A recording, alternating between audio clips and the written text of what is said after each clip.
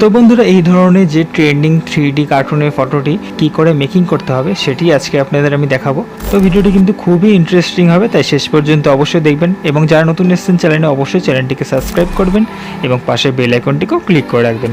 তো চলুন বন্ধুরা দেরি না করে ভিডিওটি শুরু করা যাক। আমরা এই ফটোটি মেকিং করার জন্য আমরা চলে যাবো প্লে স্টোরে, গিয়ে সার্চ করবো টুন অ্যাপটিকে। তো এই অ্যাপটা আপনারা ডাউনলোড করে নেবেন, আমার ডাউনলোড করা আছে, তো আমি এখান থেকে ওপেন করব। ওপেন করলে দেখুন, তো এখানে আমি গ্যালারি থেকে একটি ফটো ইম্পোর্ট করে নেব।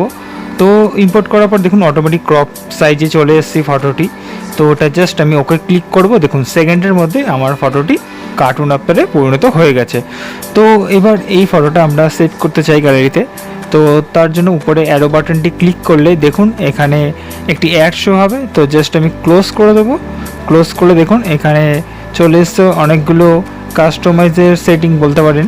তো এইগুলো আপনারা চাইলে করতে পারেন আপনাদের পছন্দ মতো কালার। তো আমি জাস্ট নর্মালি এটা রাখবো, তার জন্য এখানে জাস্ট সেভ বাটনটি ক্লিক করে দেবো। ওকে, এবার আমাদের এটি গ্যালারিতে সেভ হয়ে গেছে।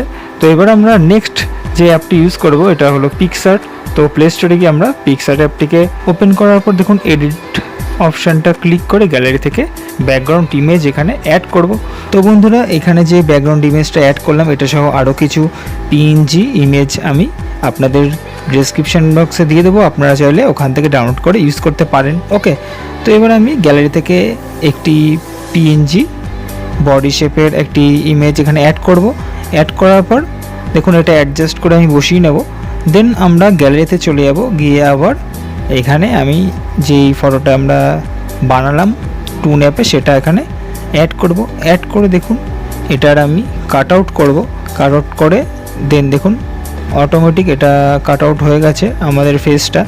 তো ফেসটা হয়ে যাওয়ার পর দেখুন কিছু অংশ আমাদের বেরিয়ে রয়েছে, মানে বাড়তি আছে। তো সেটা আমরা এই ইরেজার দিয়ে আমি এটা ইরেজ করে নেবো। ইরেজ হয়ে গেলে রাইট চিহ্ন ক্লিক করব।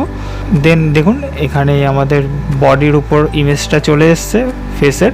তো এটা আমি জাস্ট অ্যাডজাস্ট করে ভালো করে বসিয়ে নেব।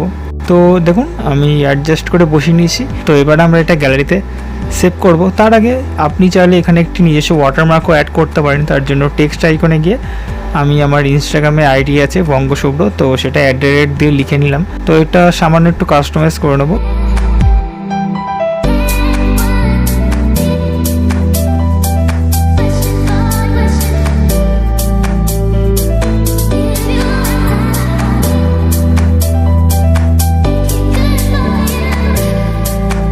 দেন আমি এটা গ্যালারিতে সেভ করে নিলাম। তো দেখলেন বন্ধুরা আমি কিন্তু খুব সহজেই জাস্ট দুটো অ্যাপের মাধ্যমে এই কার্টুনের 3D ইমেজটা মেকিং করে ফেললাম। আশা করি আপনাদের এই ভিডিওটি দেখে একটু হলে হেল্প হয়েছে। হেল্প হলে অবশ্যই ভিডিওটিকে লাইক করবেন এবং কমেন্ট করে আমাকে জানাবেন। তো বন্ধুরা আরও সুন্দর সুন্দর এরকম টিউটোরিয়াল আপনাদের সামনে আমি নিয়ে আসবো, তার জন্য চ্যানেলটিকে অবশ্যই সাবস্ক্রাইব করবেন এবং পাশে থাকা বেল আইকনটিকেও ক্লিক করে দেবেন। তো আজকের মতো বিদায় নিলাম, দেখা হবে নেক্সট কোনো ইন্টারেস্টিং ভিডিওতে। So by.